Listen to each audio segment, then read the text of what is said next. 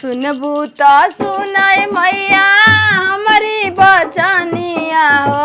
केहू नहीं अपन हमार हो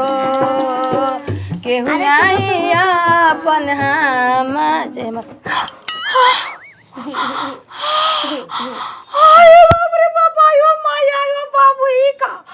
अरे हम जवान लड़की संग सुतल बानी ना के खूब सुता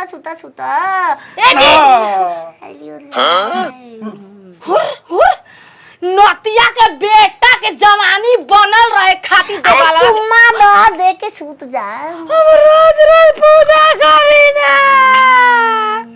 कम से कम इतना का होने लगा मुझको प्यार है मुझको प्यार हट हट हट हट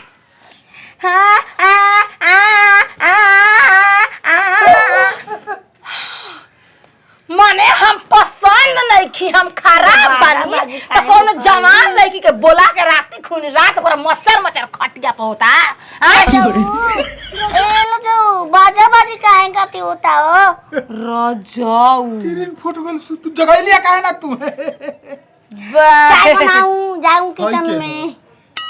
अब इतना पागल मत बनाई रात भर लगे सुतल बानी के करा की ए लड़किया के त सुतल हमारे संगे फेंक के टंगरिया राजा जी धके कमरिया हमारा के तो भइला राजा जी ई बताई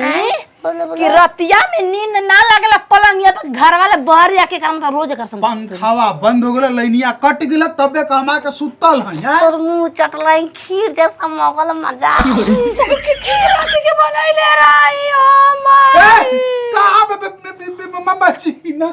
कहां मुंह चटलू हो अपने चटला तो हम ना चटम मम्मी जी झूठ बोलती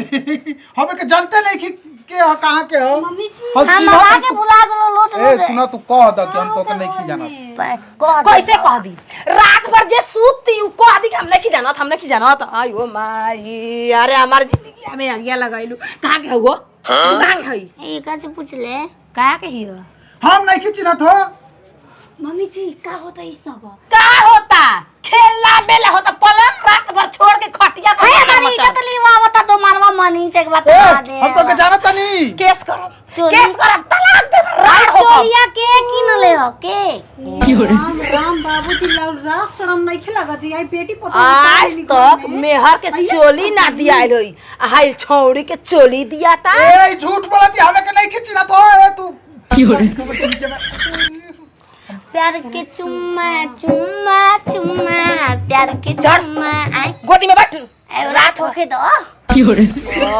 नहीं चिन्हत आँख के देखल झूठ बोल दी क्रिया खा हमार के खोइला खोइला दुकालवा खोइला नदिया हमरा के किरला खा के बीमार रखले रहला हम आ जाए एकरा संग मारेला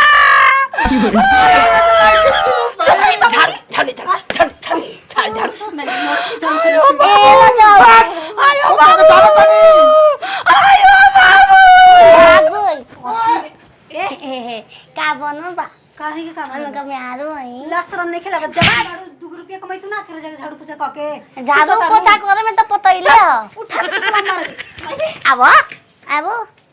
आयो नाती वो जियते राम कैला हो तो कलाऊ अरे कुछ समझ है बुझे के बा मंगिया धो नतिया पले हाथ धो मांग हम धो ए तू चुप रहो भूत काट के सुटर सुटर बजाओ तो लुगा बजाई ना तू रात भर अखबारी में मच्छर कर दे केकरा के लइकिया के संग लाज अरे भाई हम ना ले ओकरा भतार पे भरोसा नहीं खे भतार पे हम मम्मी जी रो सही कहत तू बता वो हमारा के 9:30 बजे खाना खियौई पलंग पे 1 बजे ले संगई सुतर नहीं जा 1 बजे के बाद हम बहरी आ गइनी ह अकेले खटिया पे 1 बजे के बाद त मर्द मेहरारू के सुते वाला असली मौसम आइल भोर हरिया में नती आ भोर हरिया में हमके छोड़ के ओकरा संगे सुतल बा अरे मैं बुढ़वा के चिल्ला चिल्ला के जनावल जरूरी बा। ये वाले के सुत मम्मी जी ना कहो कहम ना ए सुतल बानी सुटू सुटू गाल बजाओ तलू। यहाँ के देखो ना हमारा लेखा इज्जतदार के है गांव में। तोहारी इज्जत ले हम चाहता नहीं मुखिया जी के नाचती हमको मुखिया जी के यहाँ चल जीबू तो तोके इज्जत दे दी। हां हमारी इज्जत ना तोहार बेइज्जत हो खबर हम कहत न हम नहीं रखले ओके। सुता टांग हम खुद देखलियो हम कन्या के क्रिया कर देखिए हमार क्रिया मत खाई ना तो गलवा भता भता में चल खा के टकला कर दी बार झरा दी ए बचाओ आज ये तेरा कैला ए नाती तुम्हें मारे ना ए बच्चावा हम बताओ तनी ए बच्चावा का बताइबू का कुछो ना हो कुछ नहीं के भाई कुछ नहीं खबर तू जाई के बात ना कह जैसे तोहरा घरवा विपत पड़ल ओ सही हमरो घरवा फताइल मरे बच्चावा आ तू अपन झेला हम अपन झेला हम काहे झेलबा गौवा ना जानी कौन कर तू ता करता कहत हमारा सब नाम अरे कोई बात तू सुनबे मत कर कान में अंगुली डाल। दतवा काटे में देर न लगे हाथवा बच्चा में बता देबे ना हम कार दो में गाला ए बच्चा हमार बात सुनिया देखो 20 घर से अब देखो तो चले आई 40 सब घर जान गेल आदमी हां चाल हमार लड़की सुरी को बनिया रे मच मचाओ जो मच मचा चलो रे बाबूजी रवा ऐसे मत करी जी तेरा क्या बुढ़ावा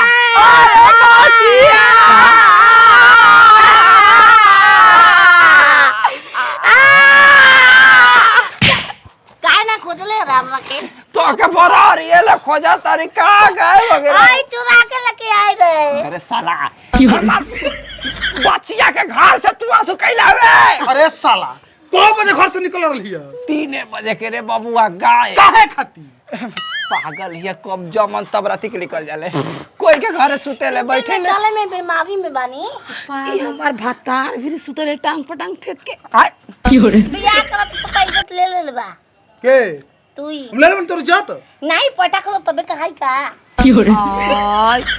या के सुतर ले तो ना घरे अरे बियाह करे वाला ए पापा तोरे के समझ के करा के अस नोट चोट के सुतल बाई की जमले के मजे मिलत बा ए हरमियत होता ना दुराइलो उरेगा त पता ना चलल हा कि घर में घुसल तो नहीं हम कहत रहे ना मम्मी जी की बाबूजी पे विश्वास करी तोरा संग कुछ कहले बनी कहले बनी कुछ हो कब देनी हो ए पापा टाइम को बजत राती के अरे हम तू सुतल रे बाप जानता रे हम जानते हम मर्द से ना हटे हम मर्द से ना हो हमके चुम्मा देले बा त हम ए बच्चावा हम जानते हैं जेरो ठीक होई हेरा हेरा हट सरवा हमार जिंदगी में तलाक दिए वही हमारा मेहर ले भुसड़ी ए पापा पैसा ना मिल बुझाता कितना पार वाला सड़क दिवा दी हमको देबे ना करो हम मर्द पैसा देते ना अरे फसाई भी रे पप्पे कल वहां पैसा पर सुते जाए